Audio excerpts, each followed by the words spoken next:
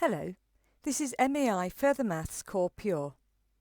We're in the second Sequences and Series section and on the fourth and final video on using induction to prove results about series. You can watch the video straight through, but you will probably find it helpful sometimes to pause the video and try things out for yourself before continuing to watch. We're going to prove this result by induction. Remember the 3 steps we have to follow for a proof by induction. We start with the n equals 1 case. It helps to take the left-hand side and right-hand side separately so that you don't start off assuming what you are trying to prove and ending up with 1 equals 1. Many students would start this by writing 1 squared equals 1 over 6, 1 plus 1, 2 plus 1.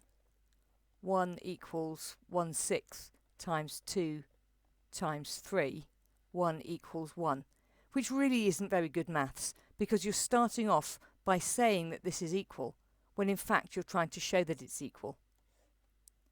So we won't do it like that, we'll do it like this. Left-hand side equals 1 squared, which is 1. Right-hand side equals 1/6, 1 plus 1, 2 plus 1, which is 1/6 times 2 times 3, which is 1. And then we can say that the left-hand side equals the right-hand side, so the result is true for n equals 1.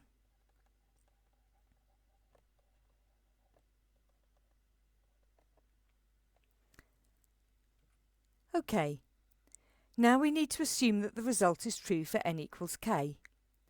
Pause the video for a moment while you write down what that assumption means. OK, it just means substituting k instead of n in the expression above. So if we're assuming the result is true for n equals k, we're saying that the sum from 1 to k of r squared is k over 6 times k plus 1 times 2k plus 1. And we need to show that this is equal to the required expression with n equals k plus 1. It really helps sometimes to jot down what we're aiming for, but do make sure it's not part of the proof. Write it at the side somewhere, where it's not in the way, perhaps in a box. So, this is the sum from r equals 1 to k plus 1 of r squared. That's the same as the sum from r equals 1 to k of r squared plus the k plus 1th term, which is k plus 1 all squared. By our assumption, this first sum is equal to k over 6 times k plus 1 times 2k plus 1, and then add on the k plus 1th term. It can be very tempting at this stage to multiply out the brackets, collect terms, and then try to refactorise. But that can cause all sorts of problems, particularly when you've got fractions, and in some examples you might have a quartic expression to factorise. It's much better to observe where there are common factors and take those out first. Deal with the fraction to start with. You don't need to write this line of working, but when you start doing this type of question, it can often help. I'm going to say I've got 6/6 of that second term, because now I can see that I can take out a factor of 1/6. You can also see that there's a k plus 1 in both terms, so I can take that out as a factor as well. That leaves me with k, 2k plus 1 for the first term, and 6k plus 1 for the second. Just multiply that out in your head and make sure that you get the line above. Now I multiply out the brackets inside the square bracket because there's nothing else I can do. That gives me 2k squared plus k plus 6k plus 6,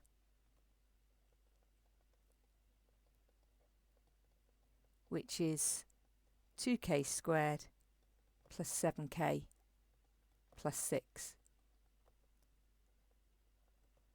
If you're still a little bit wobbly about factorising quadratic expressions where the coefficient of x squared is not 1, this is where your aiming for box is useful. We can see that we want k plus 2 times 2k plus 3. And if you multiply that out, it is indeed 2k squared plus 7k plus 6. So we can just write that down without any worries.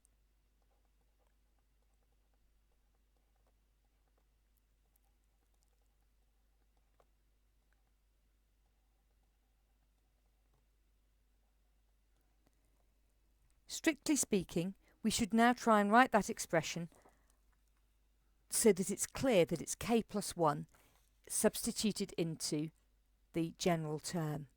So that's k plus 1 over 6,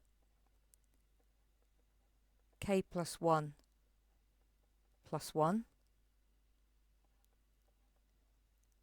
and then 2 lots of k plus 1 plus 1. And then you can say which is the required result for n equals k plus 1. So now we can write our conclusion. If the result is true for n equals k, then it's also true for n equals k plus 1. As the result is also true when n equals 1, it must be true for all integers n greater than or equal to 1 by mathematical induction.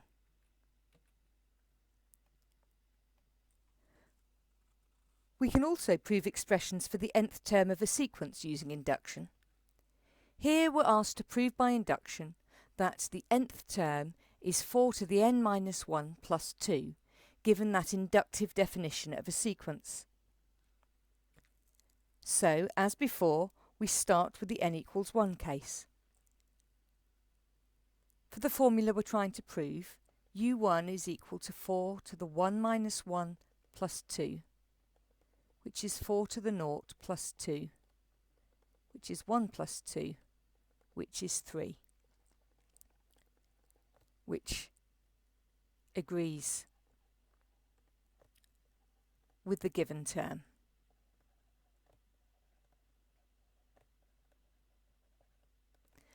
So, the result is true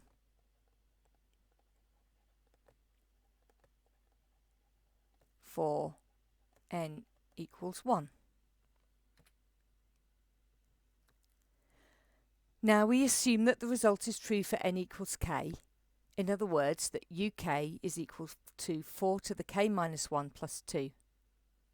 And we're aiming to show that uk plus 1 is equal to 4 to the k plus 2. And again we'll put that result to the side so we can see what we're aiming for, but it's not getting in the way of the proof.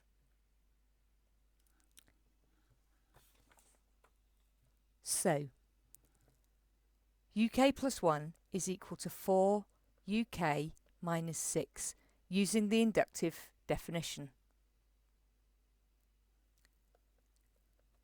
That's the same as 4 lots of 4 to the k minus 1 plus 2 take away 6, using the supposition that the result is true for n equals k.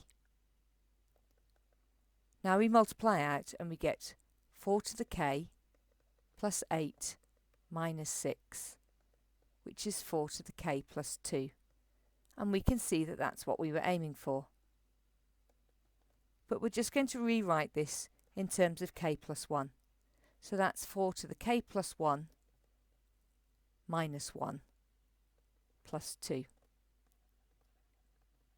which is the required result. And again, we write our conclusion.